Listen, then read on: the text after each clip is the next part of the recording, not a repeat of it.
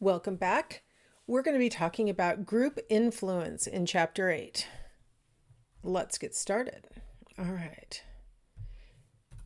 So, when we talk about group influence, we're talking about how our individual performance may change in the presence of others, among other things. So, what we have found through research over time is that sometimes our performance is worse when we are in the presence of others.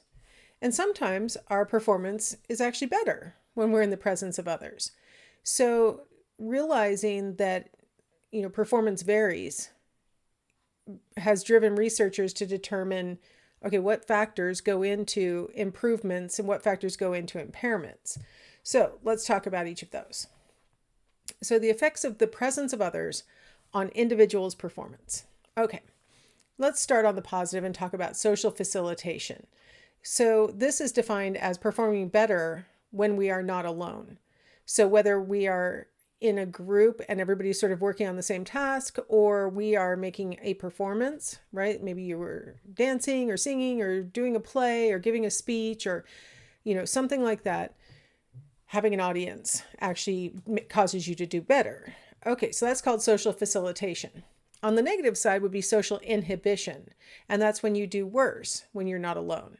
So either other people are part of your group and that's causing you not to perform as well as you would have, or people are watching you and that causes you to perform worse than you normally would. So those are the two kinds of effects that we see on an individual's performance, either facilitation, where they do better, or inhibition, where they do worse. Now, Zion's had a theory. Zion's theory says that the presence of others leads us to experience an increase in arousal. Now, it's really important to define arousal because we all use arousal to mean like sexual arousal, but what arousal in this context means is physiological arousal. So your heart rate goes up, maybe you're breathing more shallowly.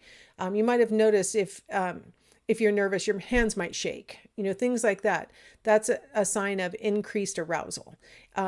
Increased arousal can also affect our brain and how we're thinking. And so sometimes increased arousal makes us really focused, and sometimes increased arousal makes us really distracted. And so we can't focus on any individual thing. So increased arousal or drive. So drive is another word for motivation. And so the presence of others may increase our motivation. We might want to do better. We might want to show that we can. We might want to be the fastest, things like that. So when we are experiencing this kind of increase in arousal or drive, that state causes us to be more likely to perform our dominant or well-learned response. We've talked previously in class about how when we don't think, we oftentimes do sort of just the natural, what I like to call knee-jerk kind of response, the kind of thing that you do without thinking. And so it might not be what you would do if you had a second or the wherewithal to think about it. You're just going on gut. That's what Zion's is talking about here, that if you have some response that is sort of your really well-learned response, or the response that you do in the absence of conscious thought, that's what's going to tend to emerge when you're experiencing increased arousal or drive. If the dominant response is the correct response, then we're going to find that your performance is improved. And so we'll tend to see social facilitation. So social facilitation can be explained through this Zion's theory of increased arousal, strengthening your dominant response. If that dominant response is the correct one, lucky you, you're actually going to perform better when you're in the presence of a group or an audience.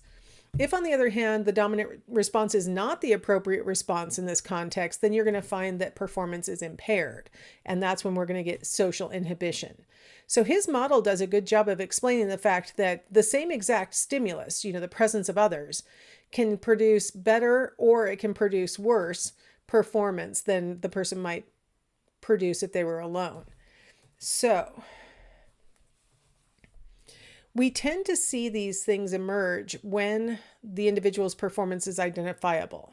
So if you're working in a group and the whole group is going to get the same grade or the same pay or whatever, you might feel like the individual's performance is not that identifiable because the group is getting the same outcome. But we find that when you're in a group, your contribution or lack of contribution can be identified by the other members of the group. Whether it's identified by the person doling out the grade or the pay is a different issue. But within the group, your performance may be noticeable. And so it's really important to remember that we only really see this effect of the presence of others when the individual's performance is noticeable to at least someone, certainly to the self, but then to other observers. So let's talk about these two flip sides of the coin, right? Inhibition and facilitation. We know that whether you get inhibition or you get facilitation will be affected by the complexity of the task that you're trying to perform. When I was a high schooler, we got our first computer because I'm old and it was the olden days. And so we got our first computer at home.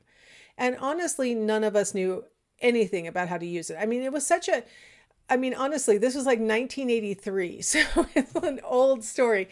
My mom brought home a keyboard and thought she had bought a computer. So it's clearly, it was new. This was a new event. And so we're all trying to figure out how to use the computer. And there's this, giant handbook to describe how to use the computer. And it was nothing like anything you've ever seen before, unless you're as old as I am, because it was, I'm trying to think of something that looks like what was the actual computer that you could kind of relate to, because it was big.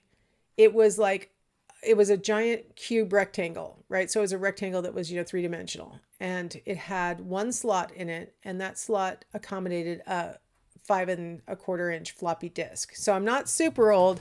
I've never used the IBM punch cards, but we did have the 5 1/4 inch floppy disk. And so just to turn on the computer, you had to put a series of 3 of those floppy disks on to boot the computer.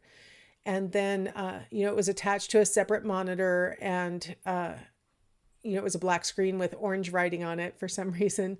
And then our keyboard, which, was the first thing we got. And, you just kind of we were just trying to basically use it as a word processor, make it type stuff for us. And, you had to put these codes in. Like if you wanted it to have italics, you had to put, a greater than sign, an I, a less than sign, and then type whatever you're going to do. And then a greater than sign /I, and then the less than sign. It was really complicated. And so we're all trying to figure it out. And so my dad figured something out, and then he wanted to show the rest of us how to do it. And so my mom gets at the keyboard. My mom was a secretary, so she was very familiar with keyboards and stuff. So she's trying to follow his instructions. And of course, he's like hanging on to his knowledge by a thread anyway. And then she is not knowing anything that he's talking about. And oddly enough, she comes out looking like she doesn't even know where the letters on the keyboard are by the end of this experience. And, my dad's frustrated. She's frustrated. My brother and I were like, well, that was a learning experience. Thank you for making us watch. But it was like just a nightmare. And one of the things that happened is that even though she maybe could have figured it out on her own, she definitely knew where the keys on the keyboard were. Having all of us watching, and then my dad urging her, no, up there, no, up there.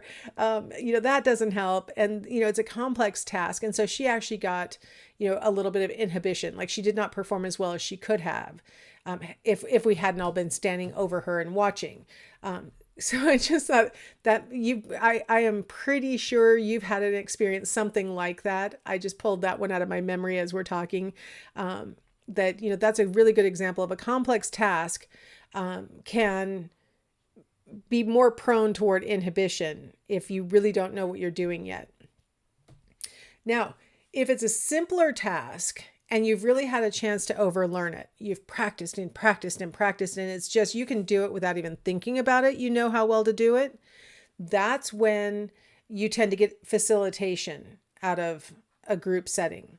So a good example for that is if any of you have ever done any kind of performance, anything, musical or, drama or dance or something like that. more than likely, knowing that you had a performance coming up, your coach or your teacher or whoever was really urging you to practice, practice, practice, practice, right? Like way more than you thought you needed. You're like, I already have this memorized. I'm done. I've got enough. I was on a dance team in high school, and initially we were all, trying to learn the routine, right? And, our first performance, oftentimes you could tell we hadn't really learned it yet. By the end of the season, why are we still practicing 2 hours a day? Like, honestly, why are we here so much? And the reason why is because as you go on in the year, the bigger, more competitive competitions show up, right? And so here we are practicing 5 days a week, 2 hours a day, and then performing on Saturday. What's great about that is that by the end, now we're nervous. Okay, you're at state, right? You're nervous and you want to do well, and all the, your parents are in the audience, and all these things. And so you're really anxious because there's this giant crowd. You're in like a bigger, situation than you always had been high school gyms. And now suddenly we're at like the Coliseum in Santa Monica or something, just this giant crowd. But because we had overlearned the task to such an extent that you don't even have to think about it, you can divide, like some of that cognitive effort can go to being nervous. Some of it can be distracted by, oh, I saw my parents in the stands, or, the crowd sure is loud, or whatever it is. Some of your cognitive energy can go to those things because you can do the task without even thinking about it because you've overlearned.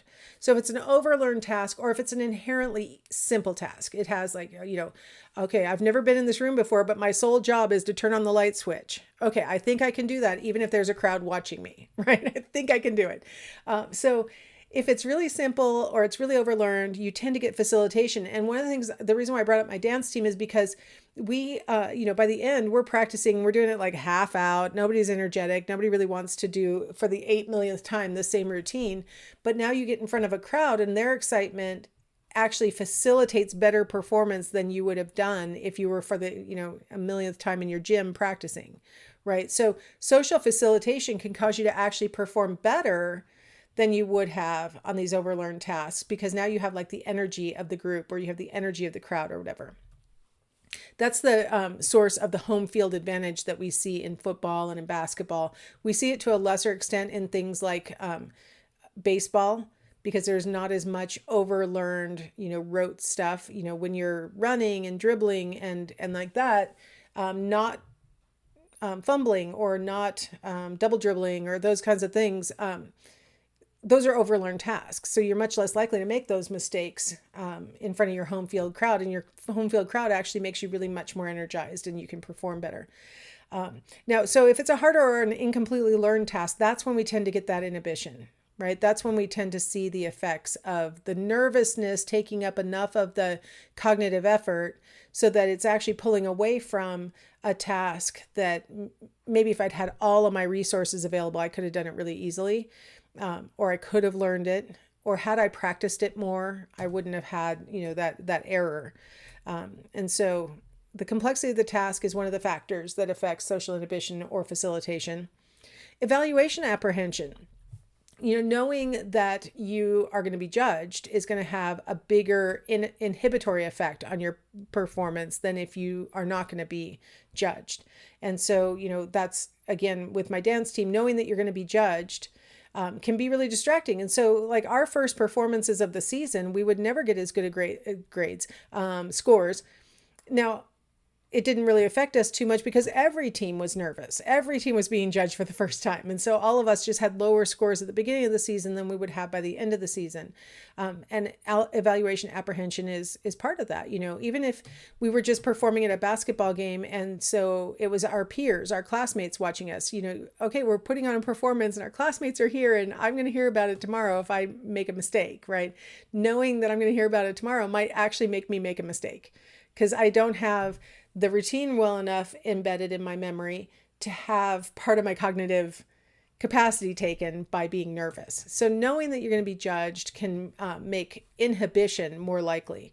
Now, of course, you can override that with the, the overlearning component. So that's why practice, right? Distraction conflict. Okay.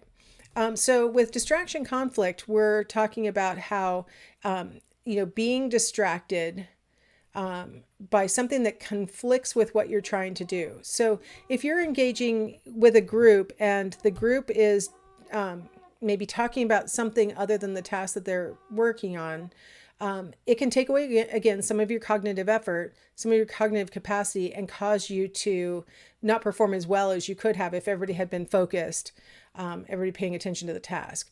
Or if there's some kind of conflict present, right, that can be inhibitory.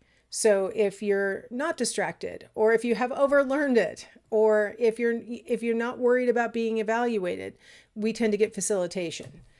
All right. This little video, well, maybe you should watch it, and then we'll come back and I'll explain to you why I have this embedded in the middle of my lecture. So go enjoy this, and I'll see you on the other side.